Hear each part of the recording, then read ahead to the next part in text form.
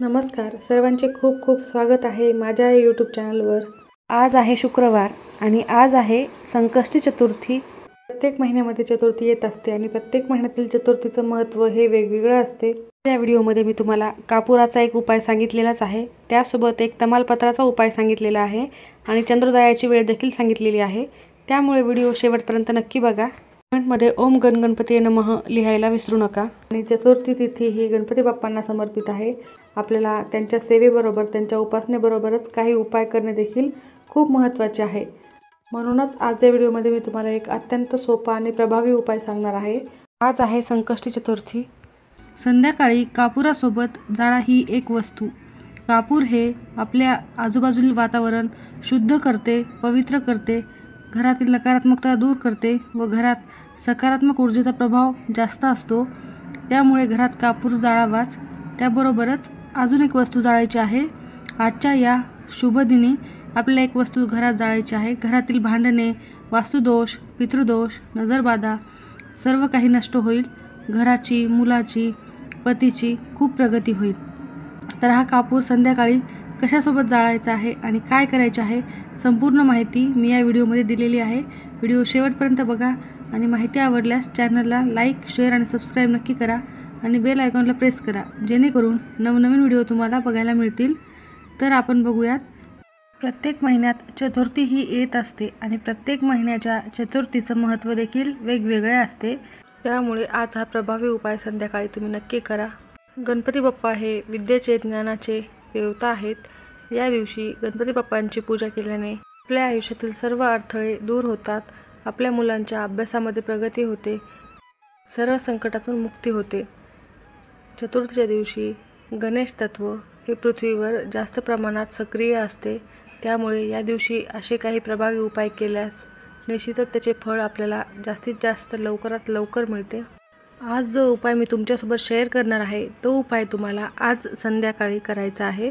संध्याकाळी 6 वाजल्यापासून ते रात्री 12 वाजेपर्यंत कधीही तुम्ही हा उपाय करू शकता, पण शक्य असल्यास तुम्ही संध्याकाळी 6 ते 8च्या मध्येच हा उपाय केला तर उत्तमच राहील, कारण यामध्ये तिन्ही संध्याची वेळ असते।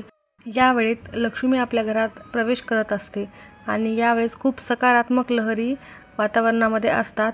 त्यावेळेला हा उपाय केल्यास तुम्हाला अजूनच लवकर फळ मिळते। घरामध्ये कापूर जाळण्याला विशेष महत्त्व आहे। घरात कापूर जाळण्याने खूप काही दोष नाहीसे होतात, नकारात्मक ऊर्जेचा नायनाट होतो। त्याचप्रमाणे पूजा करताना वापर करावा, कारण कापराचा वापर केल्याने घरात सगळीकडे वातावरण शुद्ध राहते आणि प्रसन्न राहते। त्याचप्रमाणे घरात कापूर जाळल्याने घरातील वादविवाद कमी होतात, भांडणे कमी होतात आणि घरामध्ये आनंदाचे वातावरण कायम राहते। घरातील पितृदोष हा देखील नष्ट होतो, तसेच घरामध्ये कुठलीही नकारात्मक ऊर्जा प्रवेश करत नाही। त्याचबरोबर वाईट नजरेपासून आपल्या कुटुंबाचं संरक्षण होते।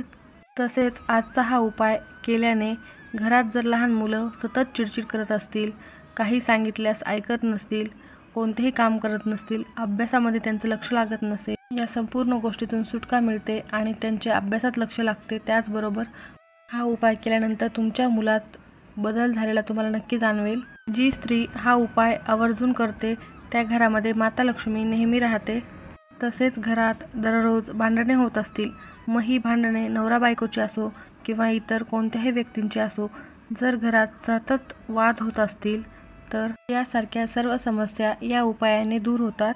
तुमच्या घरातील मुलांची अभ्यासात, नोकरीत प्रगती होत नसेल, पतीची प्रगती होत नसेल, पतीला नोकरीत किंवा उद्योग व्यवसायात यश मिळत नसेल, घरामध्ये सतत पैशाची कमतरता जाणवत असेल, कष्ट आणि मेहनत करूनही त्याला पाहिजे तेवढा मोबदला मिळत नसेल, म्हणजेच लक्ष्मी तुमच्यावर नाराज असू नये यासाठी तुम्हाला हे उपाय करणे गरजेचे आहे।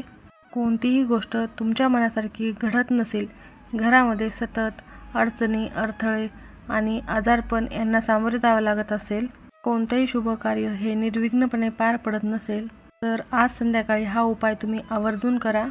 कारण श्री गणेशाला विघ्नहर्ता, सर्व अडथळे दूर करणारा म्हणजेच संकटातून मुक्ती देणारा देवता मानले जाते।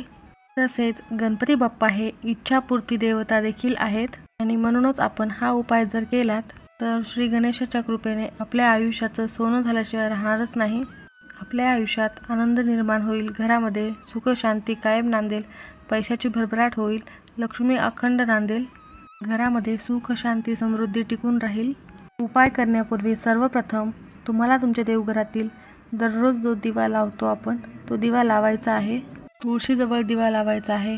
त्यानंतर धूप दीप दाखवायचे आहे. घराचा मुख्य दरवाजा हा उपाय करण्यापर्यंत उघडा ठेवायचा आहे आणि त्यानंतर उपायाला सुरुवात करायची आहे.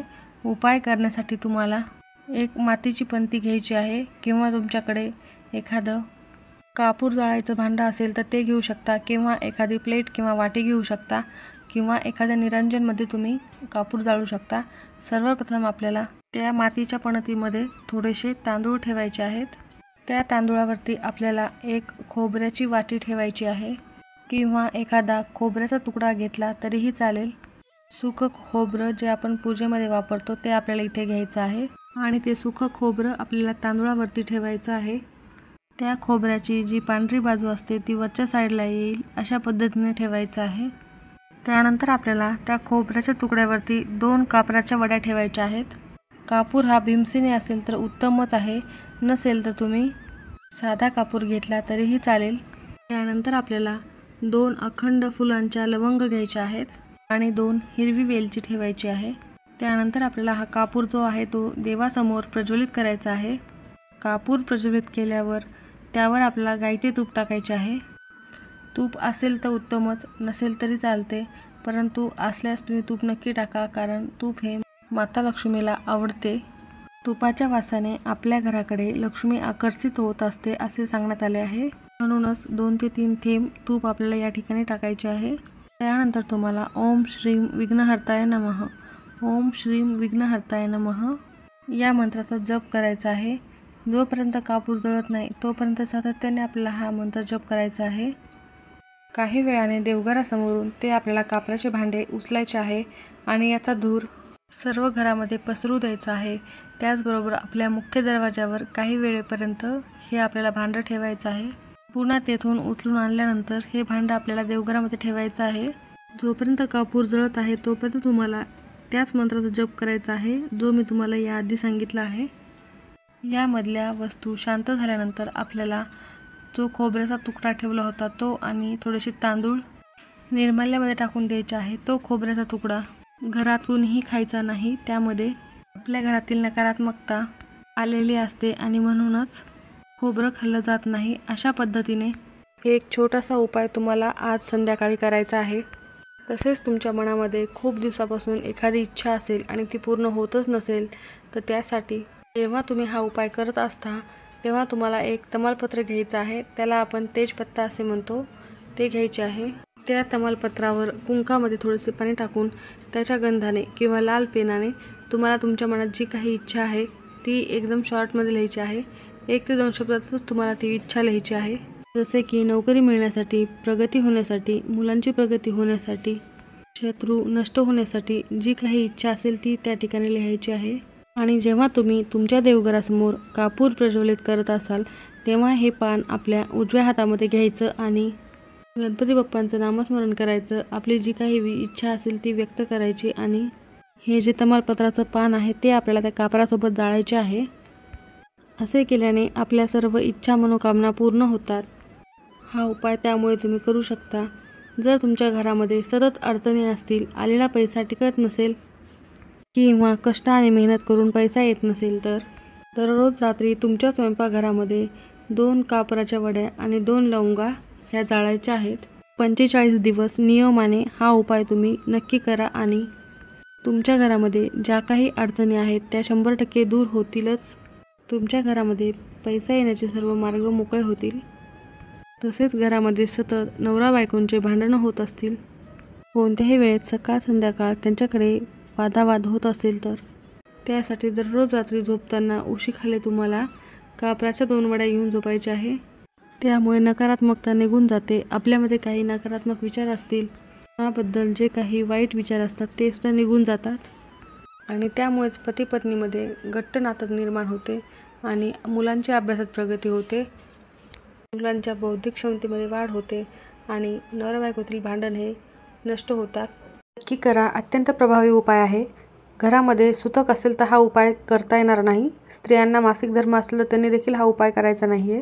की घरातील इतर सदस्यांनी हा उपाय केला तरीही चालेल. त्याचबरोबर आजची चंद्रोदयाची वेळ आहे रात्री 8:22. तुमच्या एरियानुसार 1-2 मिनिटे मागे पुढे होऊ शकतात. माहिती आवडली असेल तर लाईक करा. सर्वांचे खूप खूप धन्यवाद.